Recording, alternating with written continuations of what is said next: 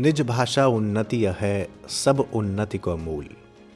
ये पंक्तियां आपको याद होंगी और आप निबंध वगैरह में इसे बहुत प्रयोग भी करते होंगे, लिखते होंगे।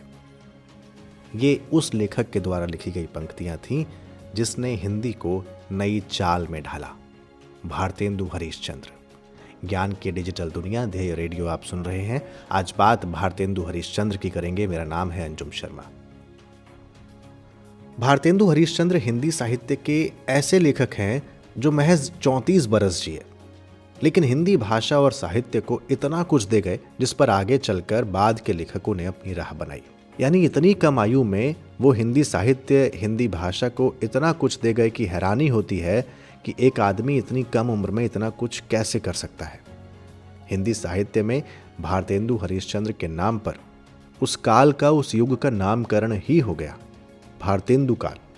हम पढ़ते हुए कहते हैं ये भारतेंदु काल है। तो साल 1850 में पैदा हुए भारतेंदु हरिश्चंद्र के साहित्य में आधुनिक हिंदी साहित्य की सारी विधाओं के बीज मिल जाते हैं। कविता, नाटक, निबंध, आलोचना, उपन्यास, इन सभी क्षेत्रों में एक स्तंभ पुरुष की तरह इन्होंने अपनी भूमिका निभाई है।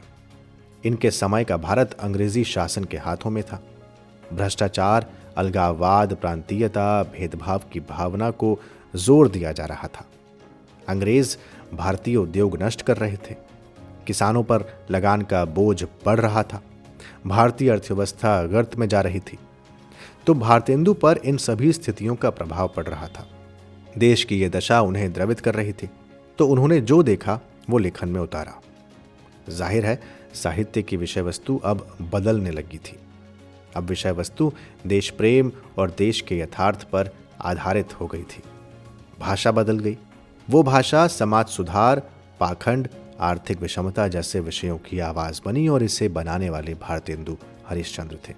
उससे पहले का काल आपको याद होगा जिसे उत्तर मध्यकाल या रीतिकाल के नाम से हम लोग जानते हैं। तो भारतेंदु के भीतर का साहित्यकार और उनका जीवन समाज, राष्ट्र, साहित्य, भाषा, दर्शन के विस्तृत संदर्भ में एक विकसित हुआ। यही वो काल था जब 1857 का विद्रोह हुआ। राजा राम मोहन रॉय, ईश्वर चंद्र विद्यासागर, रामकृष्ण परमहंस जैसे लोगों का समाज पर प्रभाव पड़ रहा था। भारतेंदु ने भी इस नवजागरण में अपनी भूमिका निभाई और हिंदी नई चाल में ढलने लगी। भारतेंदु ने निबंध लिखे, नाटक लिखे, पत्रिकाएं निकाली, कविताएं लिखी। एक पत्रकार के रूप में भारतेंदु ने बाला बोधिनी, कविवचन सुधा, हरिश्चंद्र मैगजीन, हरिश्चंद्र चंद्रिका जैसी पत्रिकाओं का प्रकाशन किया। अगर आप देखें तो भारतेंदु भारतीय पत्रकारिता में नवोत्थान के प्रतीक हैं। भारतेंदु की खासियत थी कि उन्होंने समाज के सभी वर्गों के विचारों और भाषा के स्तर को ध्यान में रखा। उन्होंने हिंदी गद्य के लिए पठन पाठन की आदत विकसित करने का कार्य किया। भारतेंदु ने बादशाह दर्पण और कश्मीर कुसुम जैसे इतिहास ग्रंथ लिखे। तो प्रेम मलिका, प्रेम सरोवर, फूलों का गुच्छा, वर्षा विनोद जैसी काव्य रचनाएं भी इन्होंने की। आपको बता दूं कि भारतेंदु वल्लभ संप्रदाय में दीक्षित थे। उनकी कविताओं में भक्ति, श्रृंगार की कविताएं भी रहीं और सामाजिक और राष्ट्रीय चेतना की पंक्तियां भी बाद के समय में उन्होंने खूब लिखी। भारतेंदु ने ब्रजभाषा में अपनी काव्य रचना की।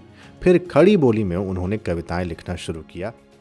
वैसे कवि या संपादक से अधिक भारतेंदु की ख्याति जिस रूप में हुई थी वो था उनका नाटककार होना। वो नाटककार और अभिनेता दोनों थे।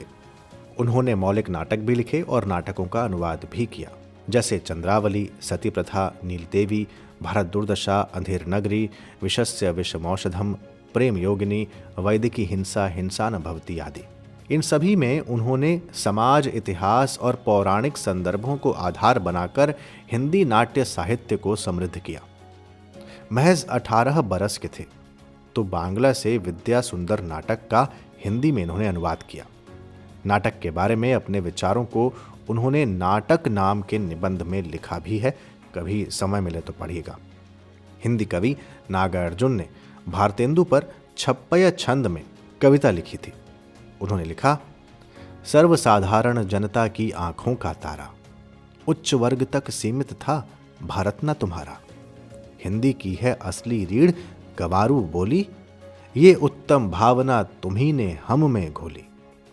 बहुजन हित में ही दी लगा तुमने निज प्रतिभा प्रखर, हे सरल लोक साहित्य के निर्माता पंडित प्रखर।